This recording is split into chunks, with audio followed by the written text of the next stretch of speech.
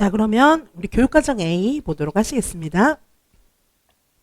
자, 1번인데요. 가는 김교사가 한 달 동안 수업한 그런 내용입니다. 김교사의 수업 주제와 매체 활용의 특징을 설명하고, 주제는 보시면은 1회부터 3회까지 시작해갖고 전부 기후변화에 관한 그런 내용이죠. 그래서 수업 주제는 기후변화다, 뭐 이렇게 볼 수 있습니다. 기후변화, 뭐 친환경, 뭐 이런 거 다 답이 되고요. 매체는 조금 헷갈리셨을 수 있는데, 전체적으로 공통적으로 그림책을 중심으로 해가지고 수업을 하고 있죠. 매체가 뭐 꼭 디지털만 있는 건 아니기 때문에, 자, 그림책 중심으로 수업하고 있는데, 수업 내용에 보시면은 기후변화 실천 표 작성하고, 또 커피 찌꺼기를 재활용해서 화분 만들기 하고, 그 다음에 포스터 그리기 활동하고 뭐 이렇게 하고 있기 때문에 이런 것들을 매체로 뭐 보실 수도 있어요. 사실 보실 수도 있으나, 전체적으로 가장 공통적으로 나타나고 있는 것은 그림책이다, 뭐 이렇게 볼 수 있습니다. 자, 그래서 우리가 답을 낼 때 최선답을 내야 되거든요. 그러니까 이제 전체적으로 이제 지엽적으로 있는 거 말고 항상 이제 가장 많은 퍼센테이지를 차지하는 게 무엇인가, 이렇게 좀 생각을 하셔야 됩니다. 답을 내는 방법 중에서 가장 일반적인 게 최선답이에요. 최선답. 여러 가지의 답이 있을 때 최선답을 좀 생각하셔야 합니다. 자, 그래서 여기 매체는 그림책을 활용했다, 이렇게 볼 수 있습니다. 자, 이 수업의 장점은 그럼 무엇일까요? 장점은 뭐냐 하면 전체적으로 이제 기후 위기에 관한 그런 교육을 함에 있어서 별로 쉬운 주제가 아니잖아요. 기후변화 이런 게 유아 수준에서 어렵잖아요. 자, 그래서 요거를 좀 그림책을 통해서 좀 아이들이 실감하고 쉽게 생각하고 좀 받아들이고, 또 여기 보면 이제 이야기 나누기, 조형, 미술 이런 것까지 같이 이제 통합적인 수업을 하면서 쉽게 이해할 수 있게 그렇게 해줬다, 뭐 이런 장점이 있습니다. 자, 해설 자료 1페이지에 보시면은 기후위기 그림책을 활용한 기후변화 교육, 친환경 교육이 있는데, 자, 일단 기후위기 그림책이 다양하게 나와 있어요. 그래서 기후위기 그림책을 활용할 수 있고, 그리고 이제 환경교육은 어려서부터 중요하다. 환경교육의 중요성을 보시면 친환경적인 태도를 기를 수 있기 때문이고, 그 다음에 이제 요즘에는 이제 그 자연 생태주의적인 그런 이제 환경관이잖아요. 자연관. 인간 중심주의가 아니고 생태 중심주의잖아요. 그래서 환경과 인간이 서로 상호 의존적이다. 인간 우위가 아니다. 뭐 이런 것들을 배울 수 있습니다. 그리고 어렸을 때부터 자연에 관한 인식을 가져야 이제 나중에 실천할 수 있거든요. 자, 보통 이제 자연 문제에 관한 거 뭐 이런 것들은 실천을 하는 게 중요하기 때문에 이제 실천을 어려서부터 배울 수 있다, 뭐 이런 장점이 있습니다. 그 다음에 기후위기 그림책 활용 교육의 중요성 보시면, 자, 이제 아이들의 수준에 맞게 그림책을 활용해서 배울 수 있다, 뭐 이런 내용이 있고요. 자, 뭐 사실 이제 지식 정보 그림책 이런 일종이죠, 뭐. 그렇죠? 자, 그래서 그림책을 활용해서 아이들이 이제 어려운 주제 이런 것들은 뭐 환경 문제뿐만 아니라 주제가 어려울 때는 그림책을 활용하는 방법이 일반적으로 활용되는 방법입니다. 자, 그 다음에 이제 2번, 3번은 선생님들이 약간 어렵게 느끼셨을 수 있어요. 그런데 부모교육 교과서에 보면 이 정도 많이 나와 있어요. 책에. 단행본 책 있잖아요. 그런데 보면 부모교육의 내용들이 많이 나와 있습니다. 근데 이런 내용들을 우리가 보통 왜 많이 안 다루냐 하면은 이게 혼합이에요. 그동안 나왔던 부모교육 이론들을 전부 다 접목해갖고 같이 다 붙여놓은 거거든요. 그래서 이제 수험서에서 많이 안 다루는 경향이 좀 있죠. 자, 2번 문제 보시면 김 교사는 나의 프로그램을 활용했는데, 나에다가 아예 무슨 프로그램인지 다 써줬어요. 딩크마이어와 맥케이가 개발한 STEP, 스텝 프로그램이다, 이렇게 써줬거든요. 아마 쌤들 어디선가 이 프로그램 보시긴 하셨을 거예요. 공부를 안 해서 그렇지, 그렇죠? 근데 이 프로그램이 되게 쉬운 거는 뭐냐면 다 짬뽕이기 때문에 뭘 써도 답이 된다는 거예요. 자, 그죠? 자, 그래서 여기 나 지원해 보시면 드라이커스, 기노트, 고든, 에릭 번 전부 다 짬뽕했다, 이렇게 문제 이미 줬잖아요. 그렇죠? 자, 그래서 나의 프로그램을 활용해서 가장 마지막 단계에 부모의 자신감을 향상시키고 서로의 잠재력을 사용할 수 있도록 도와주고자 해요.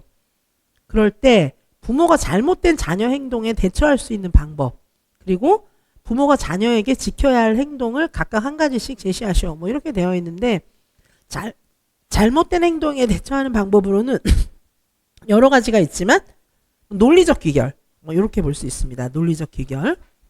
그리고 부모가 자녀에게 지켜야 할 행동은 자녀를 존중하고 부모의 실수를 인정하는 것이다. 이거 뭐 뭘 써도 사실 답이 됩니다. 그러니까 어려운 문제가 나왔을 때 일단 어려운 문제가 앞부분에 있으면 체크해놓고 지나가셔야 돼요. 어려운 문제 앞에 나왔을 때 그거 자꾸 씨름하느라고 답을 못 쓰는 경우가 되게 많아요. 그러면은 나중에 아는 거 다 틀리는 거예요. 작년에 특히 그런 분들 많았어요. 그러지 말고 과감하게 체크해놓고 지나가시고요. 끝까지 풀고 다시 돌아와서 여기 이제 문제가 어려운데 나는 모른다 이런 생각을 하지 마시고 나는 안다고 생각하셔야 돼요. 왜냐하면 지금까지 열심히 공부하셨고 유아교육기관에도 계셨고 그리고 유아교육 학과도 나오시고 막 이랬기 때문에 선생님들이 아예 모르는 유치원의 현실은 없어요. 그동안 또 공부를 많이 했기 때문에 그럼 그럴 땐 정신줄을 놓지 말고 내가 아는 거를 다 끄집어내서 뭐든 쓰셔야 돼요. 그래서 예를 들면 이 2번 문제 같은 경우는 그런 문제예요. 딱 봤을 때 내가 공부 안 했는데 몰라. 이렇게 생각할 수 있는 문제거든요. 근데 답 보세요. 이게 모르는 문제인가? 아는 문제잖아요. 그렇죠? 자, 그래서 이런 문제는 선생님들의 이제 지식의 구조를 총동원해서 쓰는 그런 능력을 요구하는 문제거든요. 이런 문제가 생각보다 많습니다. 저랑 이제 개인 지도하면서 선생님들께서 답을 아예 모르는 건 비워놓으시고 아는 것만 쓰고 이런 분들이 의외로 많아요. 그럼 제가 선생님 다음엔 지어서 써갖고 오세요. 막 이렇게 얘기를 많이 하거든요. 지어서 써갖고 오면 맞아요, 그게. 왜냐하면 이미 지식의 구조가 있기 때문에 맞게 쓰는 경우가 많아요. 키워드는 좀 빠지면 부분 점수라도 받을 수 있거든요. 그래서 2번, 3번 문제는 사실상 선생님들이 모르는 문제가 아니에요. 다 아는 문제입니다. 자, 그래서 여기 체계적인 부모 교육 훈련 스텝 프로그램 보시면 자, 뭐 여기 이제 다 그동안 아는 내용들 나와 있고요. 자, 3페이지로 넘어가셔서 상호 존중, 격려, 용기 주기 이거 다 아는 거잖아요. 자, 여기 주제하고 부모가 지켜야 할 행동 보시면은 나전달법도 쓰고 있고, 그렇죠? 자, 그리고 의사소통 방식도 모든 학자들의 그런 생각들을 다 섞어 놓은 거거든요. 자, 다음 페이지에 4페이지에 보시면은 자연적 귀결, 논리적 귀결 요거 다 쓰는 거예요. 그렇죠? 자, 그래서 여기 보시면 부모가 잘못된 자녀 행동에 대처할 수 있는 방법은 사실은 나전달법 이런 것도 답이 됩니다. 나전달법으로 알려준다. 뭐 이런 거 다 되는 거예요. 자, 그래서 4페이지에 보시면 방법과 전략에 보시면은 효과적으로 말하는 기법에 나전달법이 있고 효과적으로 듣는 방법에 반영적 경청도 있거든요.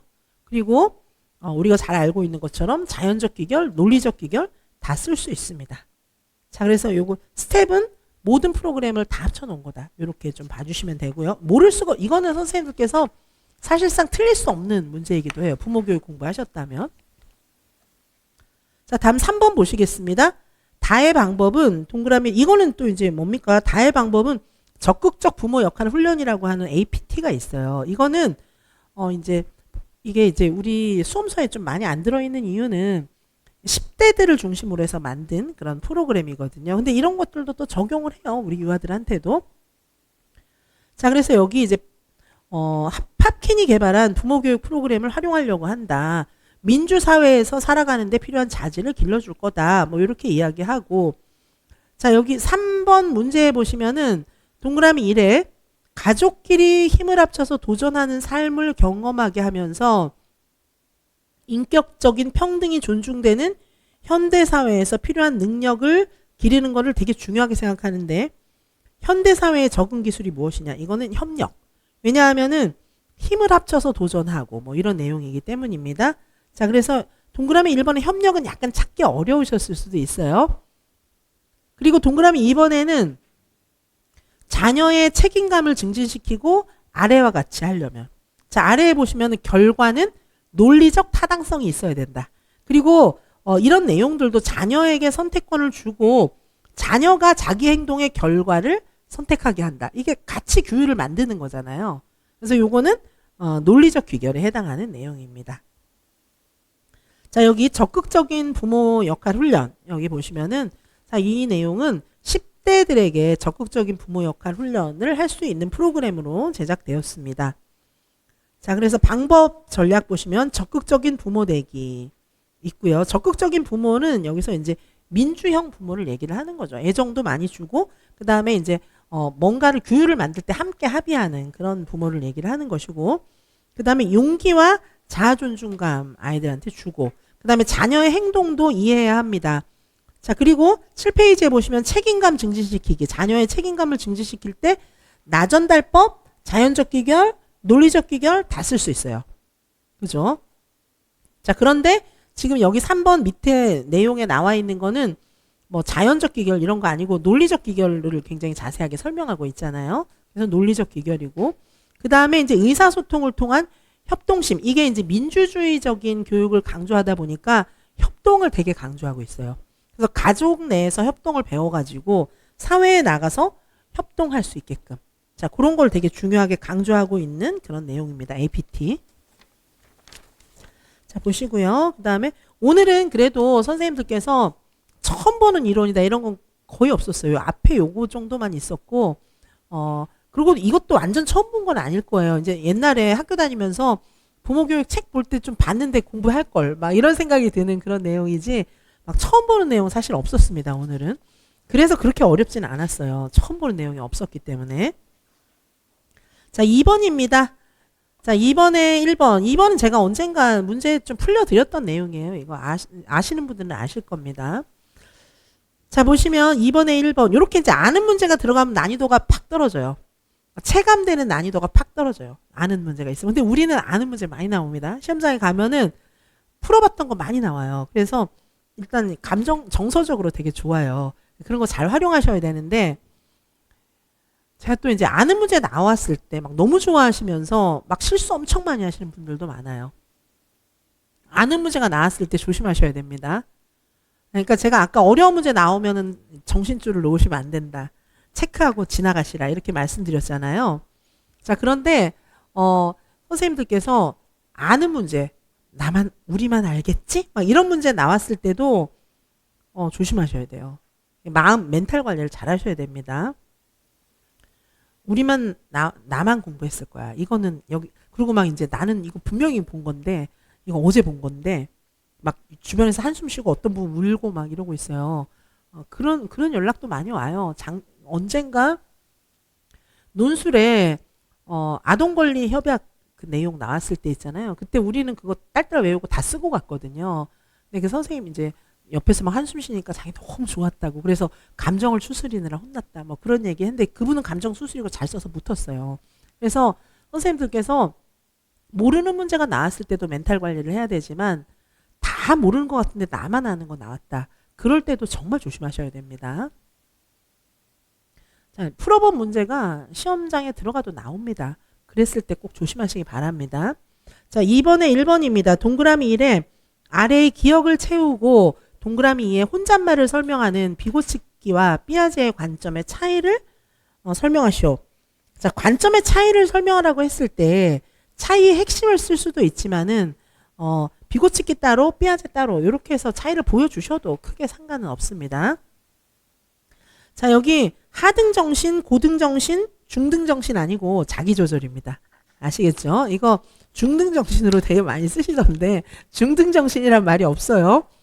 자, 그래서 절대 중등정신이 아니고 자기조절입니다. 자, 비고치키가 정신과정 분류한 거. 자, 여기 이제 하등정신 기능이 있어요. 자, 하등정신 기능은 그냥 기억력, 이해력, 자연적으로 발달되는 이런 정신을 이야기하는 거예요. 하등정신. 자, 고등정신 기능은 뭐냐 하면 사회문화적으로 학습되는 거 있잖아요. 이런 게 이제 고등정신 기능이에요. 자, 자기조절 과정은 사실상 중등정신 기능이 맞아요. 왜냐하면은 사회 속에서 이제 자기조절을 배워나가는 거기 때문에. 근데 중등이라고 안 하고 자기조절이라고 했어요. 자, 이해되시죠? 자, 언어의 기능은 뭐 이제 선생님들 아실 거고요.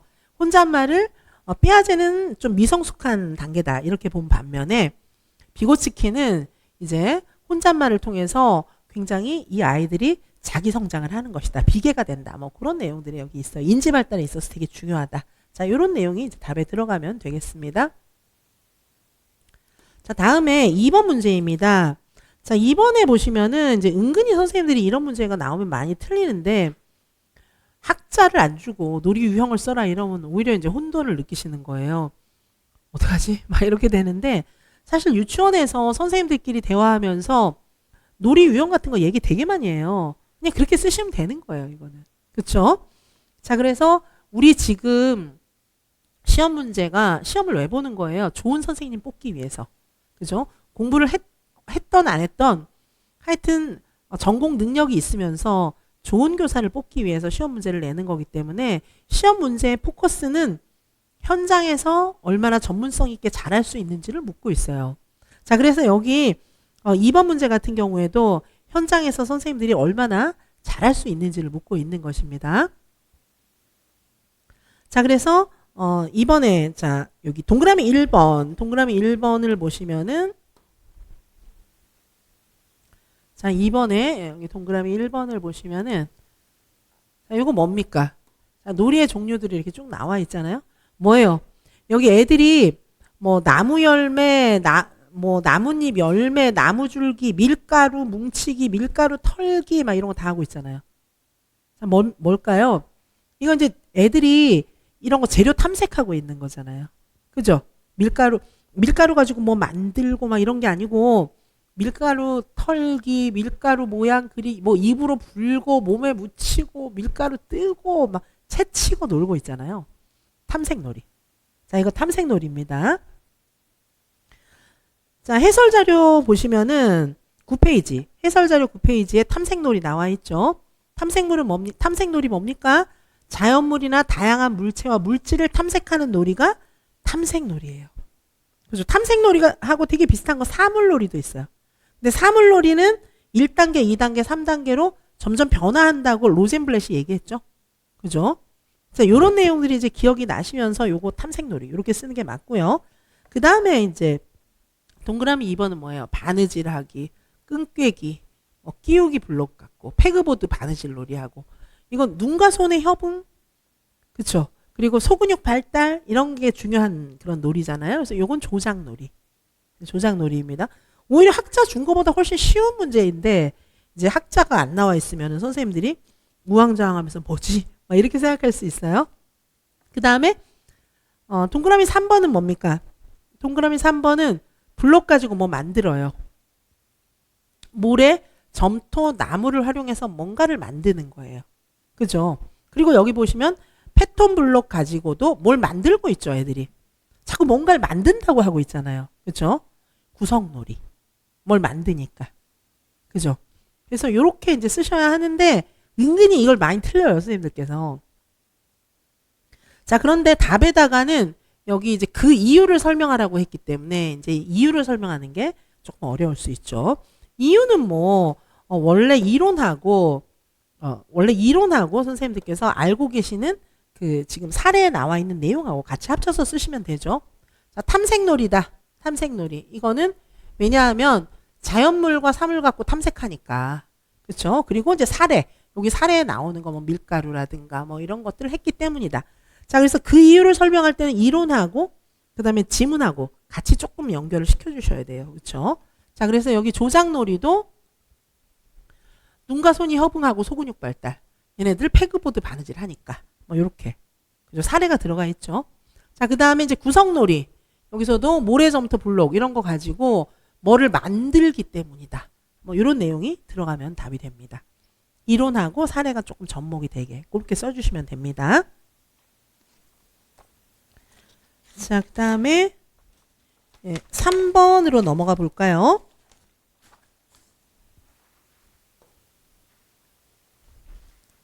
자, 3번 문제입니다. 자, 3번에 보시면 오늘은 이제 누리반으로 다 통일했어요. 다 누리반에서 일어난 일들이에요. 자, 누리반 교사와 유아들의 동작 활동의 상황입니다.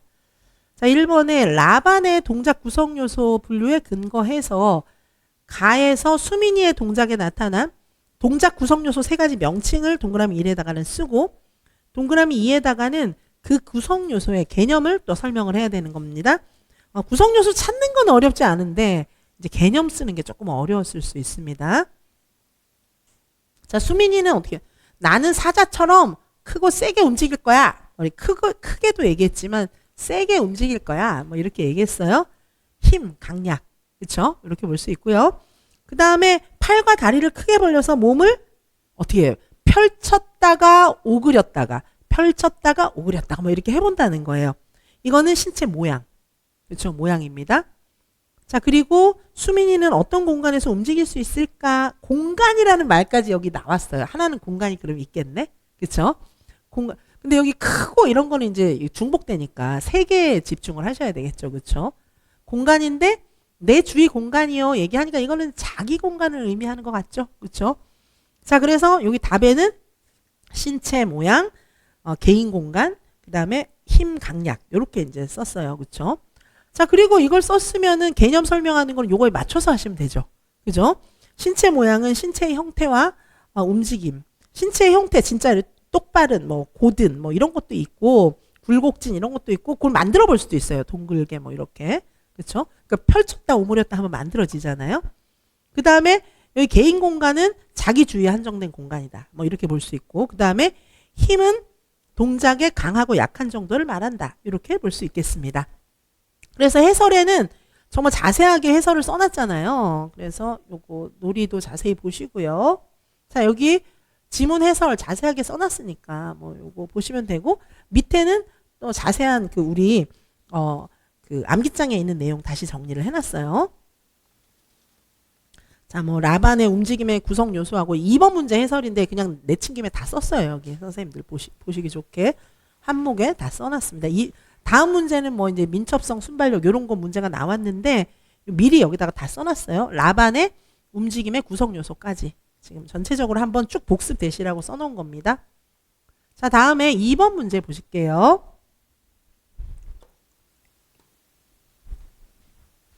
자, 여기 2번이죠. 자, 2번 문제 보시면은 이게 이제 사실 다 아는 내용인데 판단하기가 쉽지 않을 수 있어요. 그렇죠? 자, 민석이와 준호는 균형대 위에서 활동하고 있어요. 평균대 얘기하는 거죠.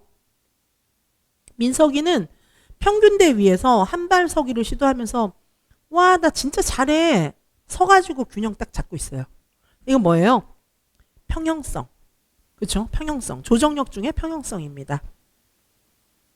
준호는 난 한 발로 뛸 수 있어. 균형대에서 일단 내려왔어요. 내려와서 이렇게 개구리 뛰기 하는 것처럼 팡팡 뛰어다니고 있는 거예요. 그렇죠? 그래서 요거는 준호는 순발력이에요. 팡팡 뛰어다니고 있습니다. 자, 그래서 여기 민석이는 조정력, 평형성이고 준호는 순발력이다. 동그라미 1에다가 그렇게 쓰시면 되고 동그라미 2에는 이제 판단한 이유는 얘는 뭐 평균대 위에서 균형 잡고 있으니까 당연히 평형성이다. 자, 그리고 준호는 이게 이제 팡팡 개구리 뛰기 하듯이 뛰고 제자리 멀리 뛰기 이런 거 하듯이 한 발로 팡팡 뛰어다니고 있기 때문에 요거는 순발력이다. 이렇게 쓰시면 답이 되겠습니다. 해설 자료에 이제 자세하게 써놨으니까 보시면 되고요. 그 다음에 3번입니다. 자, 3번. 다해서 하늘이가 공 던지기를 하고 있어요. 이건 조작 동작이잖아요. 근데 조작 동작의 세부 유형. 자, 이거는 기출에도 나온 적이 있어요. 세부 유형은. 자, 세부 유형을 분류하고 그다음에 이 운동을 통해서 발달되는 운동 적성 두 가지를 쓰는 건데 이게 약간 반칙인데 왜냐하면 1점짜리인데 2개 쓰게 이렇게 했어요. 그래서 좀 많이 써야 되는데 1점짜리입니다. 자, 운동 적성 요소 2가지. 자, 이게 이제 선생님들께서 힘들어 하시는 게 외우지 않았는데 이런 운동을 하면은 어떤 그러니까 운동뿐 아니라 이런 교육을 하면 어떤 교육적 의의가 있나. 이런 활동을 하면 어떤 효과가 있나. 이런 거를 쓰시는 게 힘든데 그런 문제가 많이 나와요. 왜냐하면은 그래야 좋은 선생님 될 수 있잖아요. 애들한테 어떤 활동을 시키는데 아무것도 늘지도 않아. 그런 활동을 왜 해요? 그렇죠? 자, 그래서 선생님들이 애들한테 어떤 활동을 시키거나 활동을 이제 뭐 전개해 나갈 때 요걸 하면은 이게 좋아져. 이런 거 아셔야 되거든요. 그래서 그걸 묻고 있는 거예요. 그렇죠? 자, 여기 보시면 하늘이가 큰 공을 들고 내가 이 무거운 공을 높이 던질 수 있을까? 온 힘을 다해서 던져요. 여기 힌트 많이 줬어요. 온 힘을 향해서 던지고 더 높이 던지려고 하고 있어요. 추진적 동작. 자, 조작 동작을 두 가지로 나눠 볼 수 있는데 해설 자료 13페이지에 보면 추진적 동작과 흡수적 동작으로 나눠 볼 수 있습니다. 자, 그래서 조작 동작의 세부 유형으로 분류하라는 말은 이게 추진적인지 흡수적인지 그걸 쓰라는 얘기예요. 세게 더 높게 막 던지고 있다. 추진적 동작. 그렇죠? 이렇게 볼 수 있습니다. 자, 그러면 이렇게 세게 막 던지는 이런 활동을 하면은 어떤 운동 적성이 발달될 수 있습니까? 근육을 세게 뻗으니까, 순간적으로 세게 뻗으니까 근력. 그렇죠? 그리고 순간적으로 힘을 팍 줘야 되잖아요. 순발력. 이렇게 두 개로 볼 수 있습니다. 이런 거 판단하는 문제가 요새 많이 나오고 있어요. 이런 게 조금 어려울 수 있습니다. 자, 이렇게 보실 수 있고요. 우리 조금 쉬었다가 4번부터 계속 볼게요. 네, 잠시 쉬겠습니다. 네.